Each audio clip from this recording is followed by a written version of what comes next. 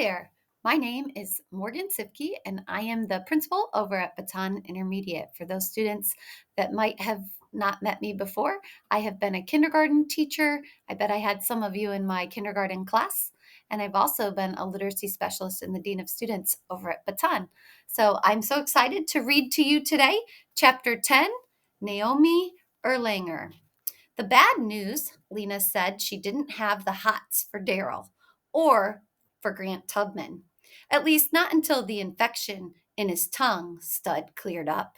The good news, she didn't come out and say she was interested in Zach. But how could she not be?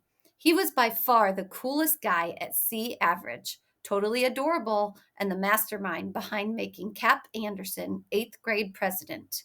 Although I have to admit, I thought stealing his shoes went a little too far. Zach didn't agree. Come on, what kind of person sits in front of his locker with his eyes shut, barefoot, and mumbling in some foreign language? He was practically begging for it. I consoled myself with the fact that there weren't even shoes. They were made out of some kind of dried leaves. Technically, we did Cap a favor because the next day he showed up in real sneakers. We're bringing him into the 21st century, Zach insisted. His eyes looked so sincere and so blue that I had just had to go along with it. I couldn't help myself. I kept on writing love notes from Lorley Lumley to slip into Cap's locker. Dear Capricorn, I waited all day and was heartbroken when you didn't come. You must have thought I meant storeroom B376 of the middle school. Silly me, I was in storeroom B376 of the high school. There is no storeroom B376 at the middle school. But I guess you already know that. Please, please, please give me another chance. Meet me at. The rest was a giant tomato soup stain. I didn't know about Cap, but it would have driven me crazy. Another note contained directions to a small courtyard off the library. There was only one door, and it locked as soon as it closed behind you.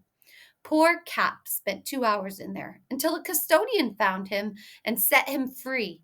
I felt pretty awful about it, but my hands were tied. I was with Zach. We watched from a spot on the roof, expecting him to go berserk. He never did.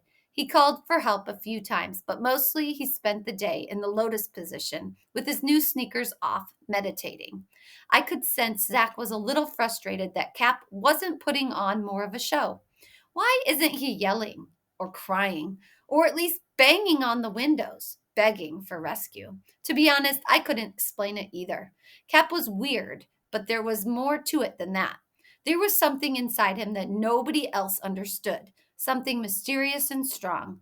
Not muscle strong or fighting strong, a kind of strength that gave him the self control to meditate instead of falling apart, or to ignore what other people thought and find meaning in a dead bird. I couldn't say that to Zach, of course, so I tried to be supportive. Look on the bright side, I offered from our vantage point on the roof. He didn't go nuts, but he was down there a really long time. Zach was not consoled. Yeah, and we were up here a really long time. What's the point of pranking someone if the prank's on you as much as on him? He had a point. Cap Anderson was the ultimate 8th grade president. He fell for every gag, hook, line, and sinker more than a Luke Simard or Hugh Winkleman ever would. There was only one problem. He wasn't reacting. You could harass him. You just couldn't upset him. Even when Zach told him that he was expected to plan the entire Halloween dance, he was mellow about it. Last year, that was what had put Luke over the edge. Cap just said, I've never been to a dance. He didn't even refuse to do it, but we knew he wasn't going to. That made Zach mad. We should have hung him off the wires, not just his sandals. I only had one class with Cap, math. He never opened his mouth, yet whenever the teacher called on him, he always came up with the answer. Zach claimed Cap was the dumbest kid in school, but he really was smart. He had no friends except maybe Hugh Winkleman, who had to be worse than nobody. Or maybe not. Those two ate lunch together every single day.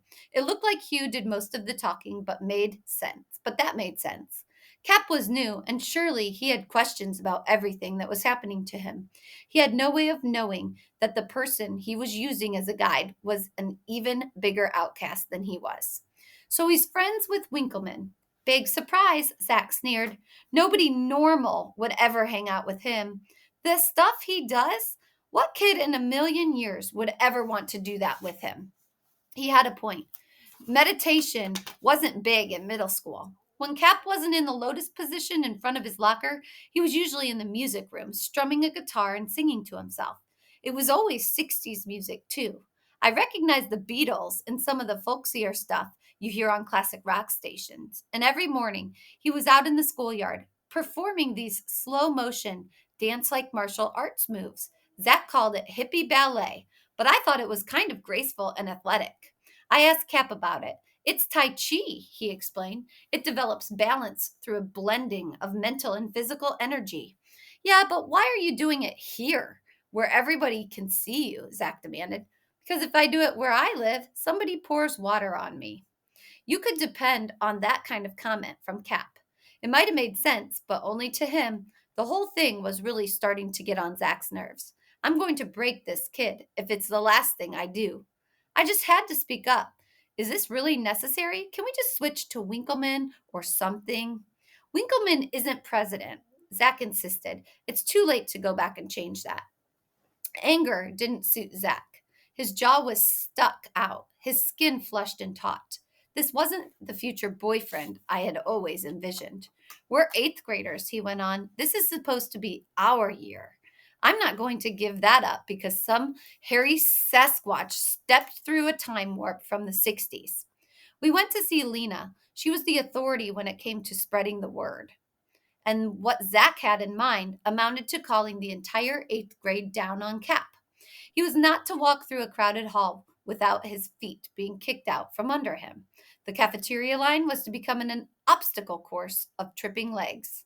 He would be a living, breathing bullseye for spitballs, rubber bands, apple cores, and flying soup. It was open season on the eighth grade president, especially on the school bus, where there were no teachers, and the only rule is anything goes. Cap's reaction? He floated through it all like he didn't even notice anyone messing with him. No, it went beyond that. He didn't notice anyone messing with him. He wasn't happy, but he didn't look unhappy either. And here's the part I never admit to anyone, certainly not Zach. Deep, deep down, I was rooting for Cap to stick it back in all of our faces. For sure, we deserved it, especially me, because I was starting to know better. Thank you for listening. I hope you enjoyed Chapter 10.